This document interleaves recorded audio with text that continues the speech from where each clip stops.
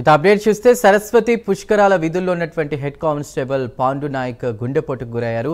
Heart అటాక్తో ఒక్కసారిగా పాండు నాయక్ కుప్పకూలిపారు. అయితే సమీపంలో వైద్యులు వెంటనే సిపిఆర్ చేసి హెడ్ కానిస్టేబుల్ ప్రాణాలు కాపాడారు. అనంతరం మహదేవ్పూర్ ఆసుపత్రికి తరలించి చికిత్స అందిస్తున్నారు. ప్రస్తుతం పాండు నాయక్ ఆరోగ్యం నిలకడగానే ఉందని వైద్యులు తెలిపారు. ప్రాణాలు కాపాడిన డాక్టర్ రఘురామ్కు హెడ్ కానిస్టేబుల్ కుటుంబ సభ్యులు కృతజ్ఞతలు తెలిపారు. మరిన్ని వివరాలు మా ప్రతినిధి తిరుపతి అందిస్తారు. తిరుపతి.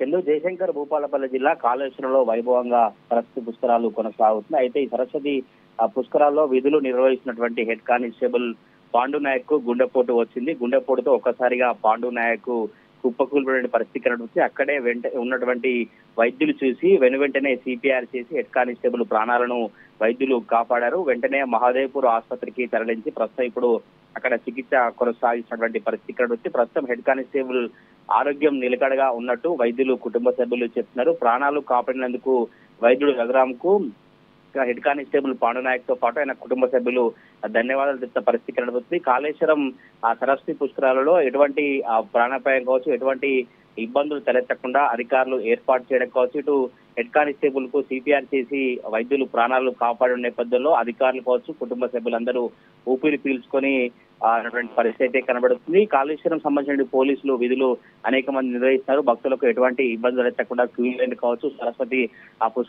పుష్కర ఘాట్ దగ్గర కావచ్చు విధులు నిర్వహిస్తున్నటువంటి పోలీసులు కొంత ఎండవేడిమి కావచ్చు, కొంత ఇబ్బందులు తలెత్తకుండా ఆ పోలీసు అధికారులు ఎప్పటికప్పుడు చర్యలు తీసుకునే పరిస్థితి కనబడుతుంది. ఇటు హెడ్ కానిస్టేబుల్ కు గుండెపోటు రావడంతో వైద్యులు వెంటనే స్పందించి అక్కడ సిపిఆర్ చేయడంతో ప్రాణాపాయం తప్పినటువంటి పరిస్థితులు ఉన్నాయి. చిందు.